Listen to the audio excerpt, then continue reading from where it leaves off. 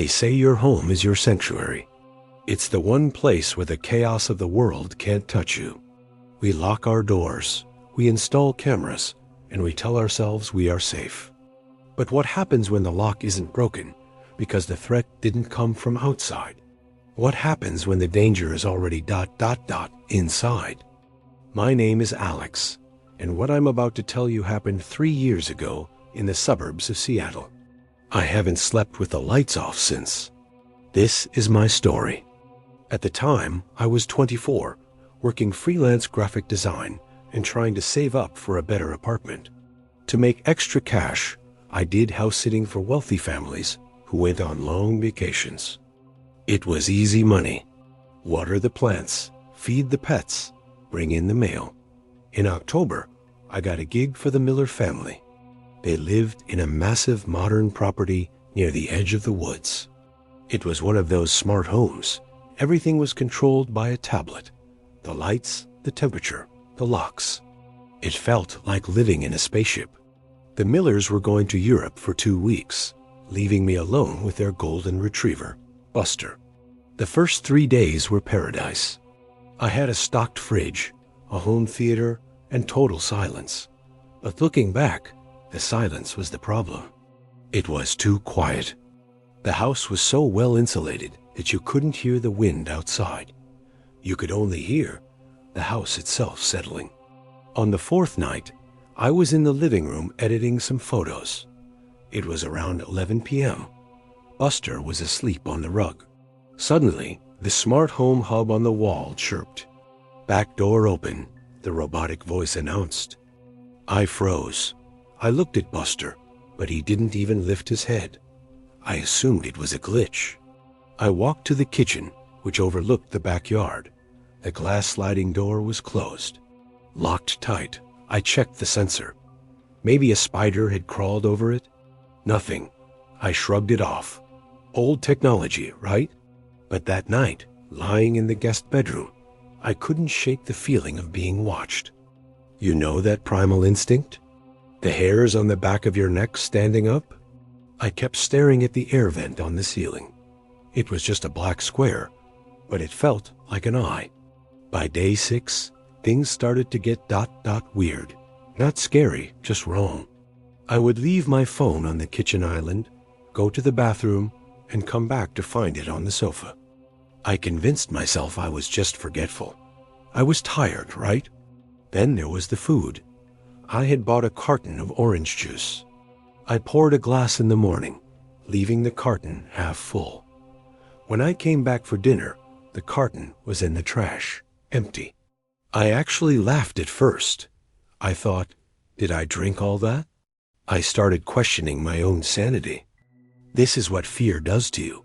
It makes you rationalize the irrational, because the alternative is too terrifying to accept. That night, the noises started.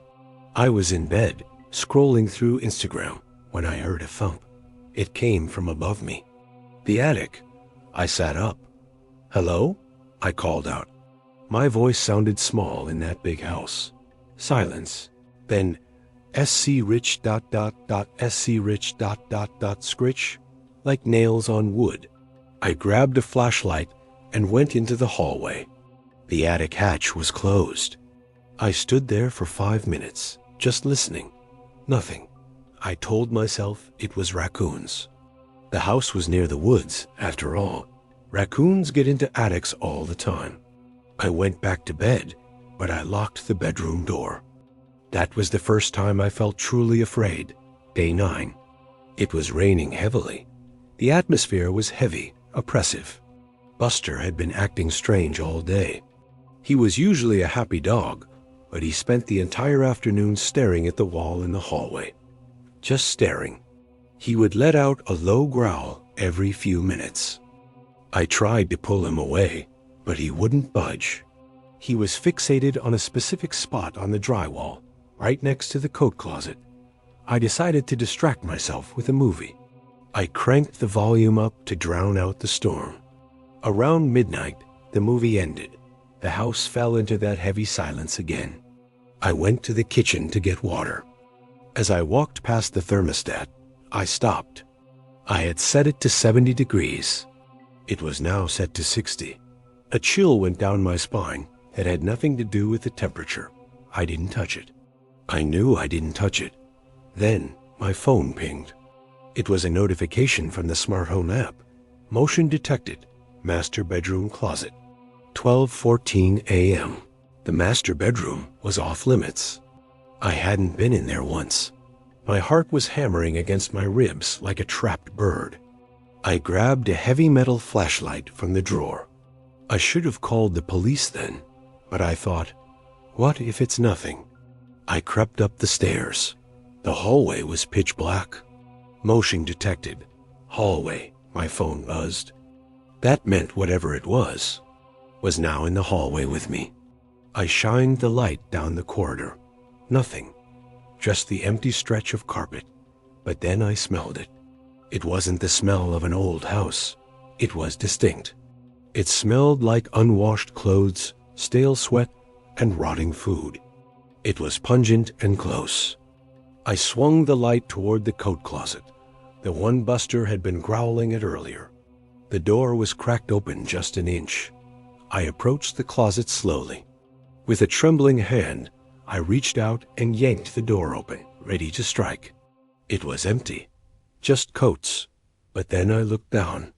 On the floor of the closet, the carpet had been cut. There was a small square panel removed from the wall behind the coats. A hole, big enough for a person to crawl through. This led into the crawl spaces behind the walls. And right there, sitting on the floor next to the hole, was my carton of orange juice. A floorboard creaked behind me. I spun around. Barsail and Medin standing at the end of the hall, blocking the stairs, was a man. He was tall, gaunt, and filthy. He was wearing Mr. Miller's expensive bathrobe, which looked absurdly short on him. His hair was matted, and his feet were bare and black with dirt. He didn't scream. He didn't attack. He just smiled. His teeth were yellow in the beam of my flashlight. He raised a finger to his lips. "She," he whispered. "You're too loud. You'll wake the others?" "The others?" I didn't ask. I didn't think. I threw the heavy flashlight at him as hard as I could. It hit him in the shoulder, and he stumbled back. I sprinted. I didn't go for the stairs. He was too close. I ran into the guest room and slammed the door, locking it. I heard him laughing on the other side. Then the doorknob began to rattle violently. "Come out, Alex," he rasped. He knew my name. I scrambled to the window. We were on the second floor. I didn't care. I opened the window, pushed the screen out, and jumped. I landed in the muddy flower bed, twisting my ankle. The pain was blinding, but the adrenaline was stronger. I limped to my car, fumbling for my keys, praying I hadn't left them inside. Thank God, they were in my pocket. As I reversed out of the driveway, I looked up at the house one last time. In the guest bedroom window, the man was standing there.